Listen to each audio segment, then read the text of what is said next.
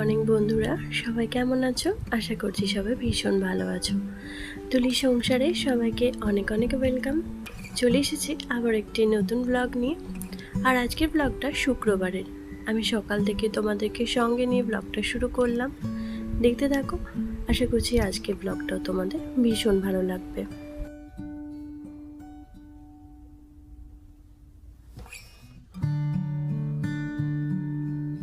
তো আমি তোমাদের সঙ্গে শুক্রবারের ব্লগটা শেয়ার করছি এই কারণেই। বৃহস্পতিবারের ব্লগটা করেছিলাম, কিন্তু সেটা রেডিও করেছিলাম, জাস্ট ভয়েস ওভারটা বসানো বাকি ছিল, বাট সেটা কোনো কারণে ডিলিট হয়ে গেছে। আর সেই জন্য ভাবলাম থাক, তাহলে ওটা শুক্রবারের ব্লগটাই শেয়ার করে নিই তোমাদের সঙ্গে। তো এখন হয়ে গেছে অনেকটা সকাল, আর আমার ইন্দু সোনাও স্কুল চলে গেছে। তোর পরীক্ষা তো মিটেই গেছে, কিন্তু এমনিতে স্কুল হচ্ছে, তো আজকে ওকে স্কুল পাঠিয়েছি। আর আজকে শুক্রবার, আজকে লাস্ট স্কুল, এরপর শনি রবিবার ছুটি, তো ওই জন্য আজকে স্কুল ওকে পাঠিয়ে দিয়েছি। আর ও স্কুল চলেও গেছে, আর বেশ অনেকটা সময় কেটে গেছে। এখন বাজছে ওই 8টা মতো। আর এখন থেকে ওই আজকে ভাবলাম ঘরটা একটু পরিষ্কার করে নিই, কারণ বেশ কিছুদিন হলো এই ঘরটা পরিষ্কার করা হয়নি।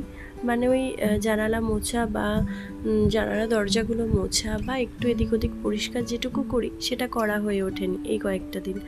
তো ভাবলাম আজকে সেটাই পরিষ্কার করে নিই। আর এই যে আজকে এই জায়গাটা পরিষ্কার করছিলাম, সঙ্গে তো তোমরা জানোই এই শিবের ফটোটা আমি প্রত্যেক দিনই পরিষ্কার করে নিই। আর তার সঙ্গে ফ্রিজটাও একটুখানি মুছে নিলাম, যদিও সেভাবে কিছু ধুলো টুলো পড়েনি, জানো তো। ফ্রিজ বলো আলমারি বলো, এগুলো প্রায় প্রত্যেক দিনই পরিষ্কার করা হয়, তাই সেভাবে খুব একটা ধুলো পড়ে না। কিন্তু এই সপ্তাহেতে ওই একটা দিন পরিষ্কার করেছি, তারপর আর সেভাবে পরিষ্কার করা হয়ে ওঠেনি। আর এই ক্যালেন্ডারটা, এটা বেশ কিছুদিন 2 বছর হয়ে গেছে, জানো তো। এতে আর কোনো তারিখ দেখা যায় না, কিন্তু এই যে মা দুর্গার মূর্তিটা এত সুন্দর, তাই ফেলতে ইচ্ছা করে না। আর এই লাইটটা আমাদের নাইট ল্যাম্প, আসলে এটা আমার ভাই আমাকে কিনে দিয়েছিল, খুব সুন্দর, আমাকে দুটো কিনে দিয়েছিল। আর এর মধ্যে একটা আমি আমার শ্বশুরবাড়িতে দিয়েছিলাম শ্বশুর শাশুড়ির রুমেতে রাখার জন্য, আর এটা আমাদের এখানে রেখে দিয়েছি। যদিও ওটা আমরা ইউজ করি না, প্রচণ্ড আলো জ্বলে, আর আলোটা কন্টিনিউ পাল্টাতেই থাকে। আর এই যে জানালাটা মুছে নেওয়ার সমস্ত কিছু হয়ে গেছে, এবার শুধু দরজাটা একটু মুছে নিচ্ছি। আর দেখো, সেরকমভাবে ধুলো না হলেও কিন্তু প্রত্যেক দিনই মনে হয় একটু একটু করে ধুলো জমতেই থাকে। আর সেই জন্য সপ্তাহে 2 দিন করে আমি তো এই ঘর জানালা দরজা এগুলো সমস্ত কিছুই ক্লিন করি, তার ফলে ধুলোটা খুব একটা থাকে না। আর আমার নিজেরও যেহেতু এই ডাস্ট অ্যালার্জিতে আছে, তাই আমার কিন্তু এই ধুলো টুলো ঝাড়তে খুব কষ্টই হয়, কিন্তু তার সত্ত্বেও এই জিনিসগুলো করতে হয়, কারণ এই কাজগুলো কোনো কাজের লোকে করে দেয় না। কাজের লোক থাকলেও তারা কিন্তু এই সমস্ত কাজ করে দেয় না, এগুলো নিজেদেরকেই করতে হয়। আর সঙ্গে কম্পিউটার টেবিলটাও একটু পরিষ্কার করে নিচ্ছি। কম্পিউটার টেবিলটাও মোছা, এমনি সামনে সামনে যেটুকু মোছা হয়, আসলে পাশাপাশি সেই জিনিসগুলো তুলে এগুলো মোছা হয়নি। ওই যে বললাম সপ্তাহে 1 দিন মুছেছি, আর মোছা সেরকমভাবে হয়ে ওঠেনি।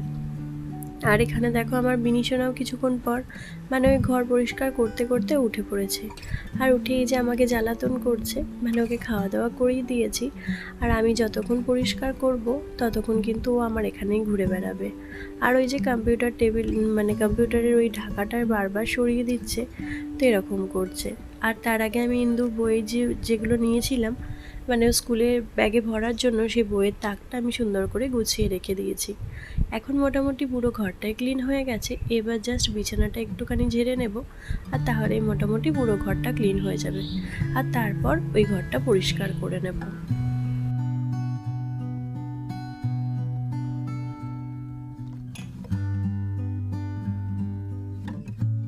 আর এই বেড কভারটা 2 দিন আগে চেঞ্জ করেছি, তাই এটা এখন আর চেঞ্জ করব না। ওই যে কালো বেড কভারটা পাতা ছিল, সেটা চেঞ্জ করে নিয়েছি। জাস্ট বালিশ আর বিছানাটা একটুখানি ঝেড়ে নেব, সুন্দর করে বালিশগুলো একটু গুছিয়ে রাখবো, তাহলে মোটামুটি কমপ্লিট। আর এই যে দেখো আমার বিনিশোনা, কিন্তু আমি যতক্ষণ বিছানা পরিষ্কার করব ততক্ষণ কিন্তু ওই ঘুরেই বেড়াবে আর নিচে যাবে। আর মাঝে মধ্যে আমাকে হেল্প করে, ওই বিছানা বালিশগুলো যদি বলি একটু সুন্দর করে গুছিয়ে রেখে দিতে, তখন কিন্তু নিজেই দেয়।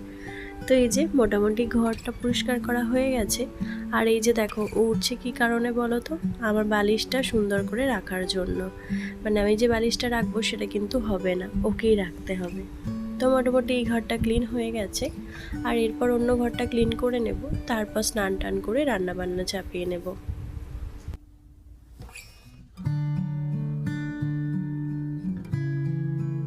ঘর গোছানো সুন্দর করে পরিপাটি করে রাখা দেখতেও কত ভালো লাগে, তাই না? চেষ্টা করি সব সময় করে রাখার, কিন্তু আবার অনেক সময় হয়ে ওঠে না। মানে মেয়েরা ওই যে নোংরা করে ফেলে, বালিশ টালিশ এদিক ওদিক করে ফেলে, তো বারবারই এগুলো পরিষ্কার করতে হয়।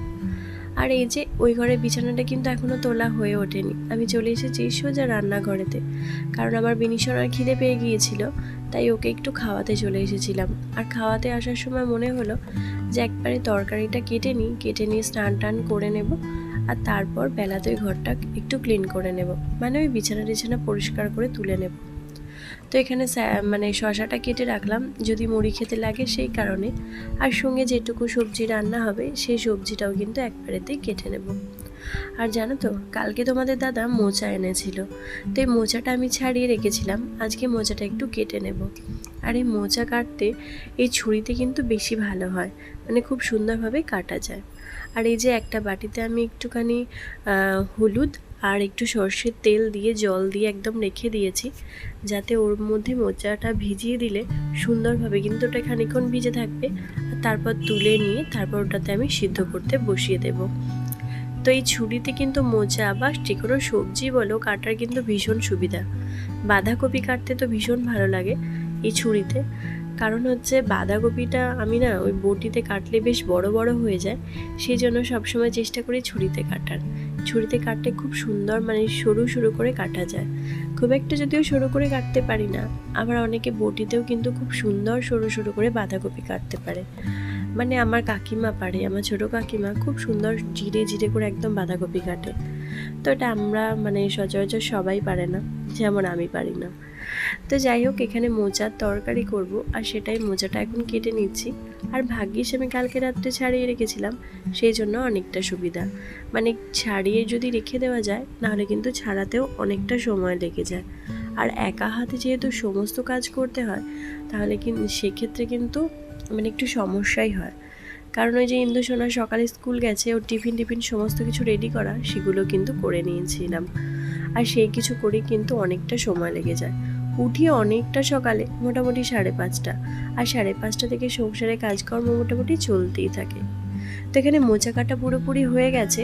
আর জানো তো, আগে যখন হাতে মানে বটিতে মোচা কাটতাম না, হাতে বড্ড দাগ লেগে যেত।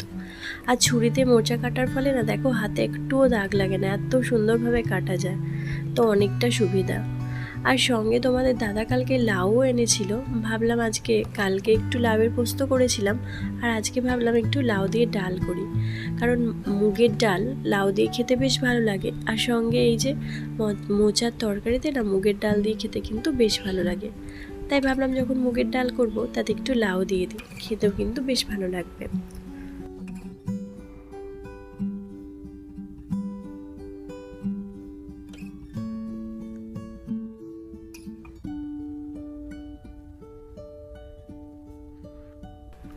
আর অনেক সময় লাউ আমি ওই ডুমো ডুমো করে কেটে দিই, একটু বেশ বড় বড় করে, সেটাও কিন্তু খেতে বেশ ভালো লাগে। আবার এই সরু সরু করে কুচিয়ে দিলে সেখানেও কিন্তু খেতে বেশ ভালো লাগে। আর লাউ পোস্তটা কালকে খেয়েছিলাম, সেটাও কিন্তু এরকম সরু সরু করে কুচিয়ে তারপর পোস্ত করা, সঙ্গে একটা আলু দিয়ে দিই। আর লাউ পোস্ত না কচি লাউয়ের খেতে বেশ ভালো লাগে। আমার মা আবার কচি লাউ, একদম কচি লাউ, সেই লাউয়ের পায়েস করে। আমার তো খুব ভালো লাগে সেই লাউয়ের পায়েস সঙ্গে রুটি বা লুচি খেতে। তোমার দাদা অবশ্য পছন্দ করে না, তোমাদের দাদা, তো সেই জন্য আমার বাড়িতে করা হয় না। কিন্তু যখনই বাবার বাড়ি যাই শীতকালেতে, তখনই মা ওসব করে খাওয়ায়। এই ধরো লাউয়ের পায়েস বা চালের পায়েস, আমার মা কিন্তু পায়েস বা দুধ পিঠে এগুলো কিন্তু দারুণ সুন্দর বানায়। আর আমরা যখন ওই শীতকালেতে বাবার বাড়ি যাই, তো মা বেশিরভাগ সময় না এই পায়েস বলো বা দুধ পিঠে এগুলো কিন্তু বানিয়ে খাওয়ায়। এখন আমিও অনেকটা শিখে গেছি ওই মায়ের কাছ থেকে থেকে, কিন্তু ওই মায়ের হাতের স্বাদটা তো পাওয়া যায় না, সেটা মায়ের কাছে একান্তই পাওয়া যায়। তো সত্যি কথা বলতে সেই খাবারগুলো কিন্তু ভীষণ ভালো লাগে। এখন নিজের মতো অনেক কিছু রান্না করি, কিন্তু মায়ের হাতের স্বাদটা পাই না। যাই হোক, এখানে অল্প একটু লাউ দিলাম, আর বেশি লাউ দিলে না খুব মানে একদম পুরু হয়ে যাবে ডালটা, তারপর বেশি লাউ দিলে খেতেও ভালো লাগবে না। তাই অল্প একটু লাউ দিলাম, আর সঙ্গে একটু আলু দিচ্ছি। এই আলুটা হচ্ছে ডালের না, এই আলুটা হচ্ছে ওই মোচার যে তরকারি করব সেই মোচার তরকারিটার। তো একটু কুচি কুচি করে আলু দিচ্ছি। অনেক সময় কি করি, মোচাতে যখন মোচাটা সিদ্ধ করি তখন তাতেও দুটো একটা আলু দিয়ে দিই, আর সেই আলুটা কেটে কুচি কুচি করে দিয়ে দিলে সেটাও কিন্তু খেতে বেশ ভালো লাগে। আজকে যদিও মোচাটা ওই কষিয়ে এমনি নর্মাল রান্না করব, তো সেই জন্য ভাবলাম আলুটা কুচিয়েই দিই, খেতে বেশ ভালো লাগবে। তো এখানে মোটামুটি তরকারি সমস্ত কিছুই কাটা হয়ে গেছে। আর আজকে যে দেখিয়ে নিলে মোচার তরকারি আর লাউ দিয়ে ডাল করব, আর সঙ্গে করব মাছের ঝাল। মাছ যেহেতু আছে সেহেতু মাছের ঝাল করব। তো এইভাবে আজকে রান্না বান্না।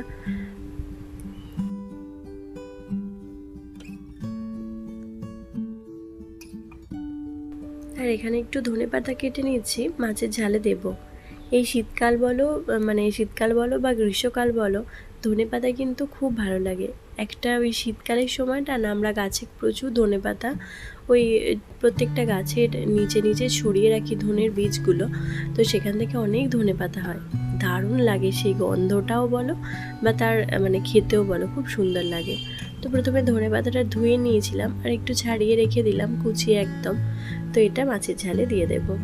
আর তারপর স্নান টান করে নিয়েছি, আর করে নিয়ে সোজা চলে এসেছি রান্নাঘরে। একদিকে ভাত বসিয়ে আর একদিকে তরকারিটা করে নেব। আর মোচাটা সিদ্ধ করে নিয়েছি, সিদ্ধ করে নিয়ে না মোচাটা একটু চটকে নিয়েছি, যার ফলে খুব সুন্দর একদম মাখো মাখা পড়া তরকারিটা হয়ে যায়, খেতে কিন্তু বেশ ভালো লাগে।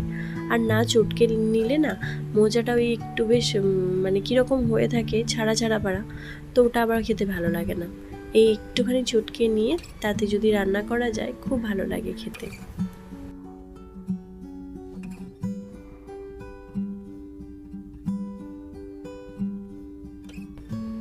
তো রান্না বান্না কাজকর্ম নিয়ে কিন্তু আমাদের মেয়েদের সারাদিনের সংসারে কাজকর্ম চলতেই থাকে। এই ধরো ঘর পরিষ্কার করা, রান্না করা, এই সমস্ত কিছু। আর এই সমস্ত কিছু করতে কিন্তু আমাদের বেশ ভালোই লাগে, সারাটা দিনের সময়টা কেটে যায়। আর আমার বাড়িতে দুটো কাজের লোক আছে, তারা ওই একজন কাচাকুচিটা করে দিয়ে যায়, আর একজন ঘর ঝাড় দেওয়া, মোছা আর বাসন ধোয়াটা করে দিয়ে যায়। আর জানো তো, মাঝে মাঝে ওদের সঙ্গে গল্প করি, তো ওদের অনেক কাজ থাকে বাড়িতে। সব বাড়িতে কিন্তু প্রত্যেকটা বাড়িতে কিন্তু অনেক কাজ থাকে, কাজের লোক থাকা সত্ত্বেও। তো তাদেরকে কিন্তু সমস্ত কাজগুলোই করতে হয়। আর ওরা আমাকে মাঝে মধ্যে বলে যে আমার বড় মেয়ে তো স্কুল যাচ্ছে, সঙ্গে যখন ছোটো মেয়েও স্কুল যাবে, আমি কিন্তু বাড়িতে একদম একা হয়ে যাব। আর সত্যি কথাই তাই। এখন ইন্দুর তো স্কুল যাচ্ছি, আর আমার বিনিশোনা স্কুল যাওয়ার কথা মনে পড়লে আমার নিজেরই ভীষণ কান্না পায়, জানো তো। ওই ছোট্ট বাচ্চাটা, ওটাও একদিন স্কুল যাবে, আর স্কুল থেকে এসে কী হয়েছে না হয়েছে সেসব গল্প করবে। সেটা তো একটা দারুণ অনুভূতি। আর তার থেকেও বড় কথা, যখন স্কুল যাবে তখন কিন্তু আমি একদম একা হয়ে যাব, কারণ তখন আর বাড়িতে কেউ থাকবে না। সারাটা দিন ওরা স্কুলেতে আর আমি বাড়িতে একা, তখন কিন্তু প্রচণ্ড একা একা লাগবে, আর সেটা ভাবতে আমার ভীষণ ভয় লাগে। আর এই ঢ্যাঁড়স ভাজাটা আমি ইন্দুসোনাকে রুটিতে দিয়েছিলাম, ওর টিফিনেতে, সেটাও রেখে দিয়েছি এটার সঙ্গে। সঙ্গে একটু মাছ ভাজা করছি, আর এই মাছটা ঝাল করে নেব। আর এখন দেখো বাইরে না মেঘ উঠেছে, জামা কাপড় তো বেশ অনেকই কাচা হয়েছে, সেগুলো আমি দেখতে এসেছিলাম যে শুকিয়েছে কিনা। কিন্তু আমার কাচার দিদি তো অনেক বেলাতে কাজ করতে আসে, তাই অনেকটা দেরি হয়ে যায় ওর কাচাকুচি করে মিলে দিয়ে যেতে, সেই জন্য এখনও শুকায়নি। আর চলো আজকে তোমাদেরকে আমাদের বাগানটা শেয়ার করি। অনেকবারই তোমরা আমাদের এই বাগানটা দেখেছো, আর বাগানে না বাগানটা যতবারই দেখি ততবারই মনটা যেন জুড়িয়ে যায়, এত ভালো লাগে সবুজ। আর এই যে বর্ষার জল পাচ্ছে, তো বাগানটা যেন আরও সুন্দর হয়ে উঠছে, গাছগুলো পুরো একদম প্রাণ পেয়ে যাচ্ছে। এমনিতেও আমরা বিকালের দিকে গাছে জল দিই, কিন্তু সেই জলের থেকেই প্রকৃতির জলটা যেন অনেক তফাৎ। তো এত সুন্দর গাছগুলো রূপ নিয়েছে না, কি ভালো লাগে দেখতে। আর এই গাছগুলোতে তো জানোই, ওই গাছটা পেয়ারা গাছ, অনেকগুলো পেয়ারা ধরেছিল, 2-3টে, তো খাওয়া হয়ে গেছে। পেয়ারাগুলো কিন্তু ভীষণ সুন্দর ছিল। আর এখানে দেখো একটা রজনীগন্ধা স্টিক উঠেছে, আর তার সঙ্গে কয়েকটা জবা ফুলের গাছ আছে, একটা হলুদ জবা উঠেছে। আর তোমাদেরকে তো আগের দিনে লাল জবাটা দেখিয়েছিলাম। এখানে কয়েকটা লিলি গাছ বসিয়েছে, আর এগুলো হচ্ছে জারবেরা গাছটা। আবার এই গাছটা একটা কুড়ি এসেছে, ওই যে নিচেতে একদম ছোট্ট। আর এগুলো না আমি রোজ সকালে একবার করে দেখি, জানো তো, সকাল হোক বা বিকেল হোক আমি দেখি প্রত্যেক দিন যে কোনো গাছেতে কুড়ি এসেছে কিনা। মানে এটা আমার প্রত্যেক দিনের স্বভাব যে কোন গাছটায় কতগুলো কুড়ি এসেছে। যখন গাঁদা ফুল হয় শীতকালটাতে, তো সেই সময়ও আমি খুব দেখি যে গাঁদা ফুলে কতগুলো কুড়ি এসেছে। আর এখানে দেখো এই জারবেরাটা কি সুন্দর রঙটা, মানে এত সুন্দরের কালারটা যে কি বলবো, এত মিষ্টি একটা কালার। এটা দুটো, একটা কুড়ি ফুটেছে আর একটা বড় ফুল হয়ে ফুটেছে। এখানে দুটো জারবেরা ছিল, মোট 4টে, আমরা 5টা জারবেরা এনেছিলাম, তার মধ্যে একটা মরে গেছে আর এই কয়েকটা বেঁচে আছে 4টে। আর এগুলো হচ্ছে অ্যাডিনামগুলো তো খুব কুড়িয়ে এসেছে। কি সুন্দর দেখো লাগছে দেখতে, আর যখন ফুলটা ফুটবে না দারুণ লাগবে দেখতে। তো প্রত্যেকটা গাছই ওই যে বললাম বর্ষার জল পেয়ে এত সুন্দরভাবে উঠেছে, কি ভালো লাগে। আর এই অ্যাডিনামগুলো জানো তো অনলাইনে কেনা, তাই এগুলোর একটাতেও কোনোদিনও ফুল আসেনি। একমাত্র ওই গাছটা একজনকার বাড়ি থেকে নিয়ে এসে বসানো, তাই ওই গাছটায় ফুল এসেছে। আর পুদিনার গাছটা দেখো কত সুন্দর হয়েছে। এদিকে হচ্ছে আমাদের একটা গন্ধরাজ লেবুর গাছ আছে, তাতে তো অজস্র গন্ধরাজ লেবু ধরেছে, কিন্তু সব না পেকে গেছে। মানে পেকে গেছে বলতে হলুদ হয়ে গেছে, রস সেরকম হয়নি কিন্তু হলুদ হয়ে গেছে। মনে হয় এই তীব্র রোদের জন্য, বেশ মাঝখানে প্রচুর তীব্র রোদ ছিল তো, তো সেই জন্য মনে হয় রোদের জন্য এত পেকে গেছে। আর এখন মানে রান্না টান্না করে নেওয়ার পর সমস্ত কিছু কাজ সেরে নিয়ে এখন চলে এসেছি বিছানাটা এই ঘরে পরিষ্কার করতে। আসলে রান্নাঘরে একবার ঢুকে পড়লে আর বেরোনো হয় না, আর মনে হয় না যে একবার রান্নাটা একবারে সেরে নিয়ে তারপর যাই, মানে এটাই মনে হয় না যে বেরিয়ে আর কোনো কাজ করি রান্নাঘরে যখনই ঢুকি। তো রান্না টান্না ভাবলাম সেরে নিই, আর যেহেতু আমার বিনিশোনা এখন জেগে আছে, ও তো আর এখন ঘুমাবে না সেই দুপুর ছাড়া, তো তখন দুপুরেতেই ওই ঘরটা মানে বিছানাটা ঝেড়ে নেবো রান্না হয়ে যাওয়ার পর। তো আমার বিনিশোনাকে স্নানও করিয়ে দিয়েছি, আর এরপর এই যে বিছানাটা পরিষ্কার করে ঝেড়ে নেব, আর তারপর এখন একটুখানি নিজেদের মতো সময় কাটাবো ওই আমার বিনিশোনাকে নিয়ে। তারপর যখন ইন্দু সোনা আসবে যখন, তখন আমরা খাওয়া দাওয়া করব। তো এই হলো আজকে আমার সারা দিনের ডিউটি। আর তোমরা যে যেখান থেকে দেখছো তোমাদের কেমন লাগছে অবশ্যই আমাকে কমেন্টের মাধ্যমে জানিও, আর একটা লাইক দিতে যেন ভুলো না। আর আমার নতুন চ্যানেলে হলে সাবস্ক্রাইব করার অনুরোধ রইল। তো সবাই ভালো থেকো, সুস্থ থেকো, আর আজকে ব্লগটা কেমন লাগলো অবশ্যই কমেন্টের মাধ্যমে জানিও। দেখা হবে আবার একটি নতুন ব্লগে। ততক্ষণের জন্য টাটা।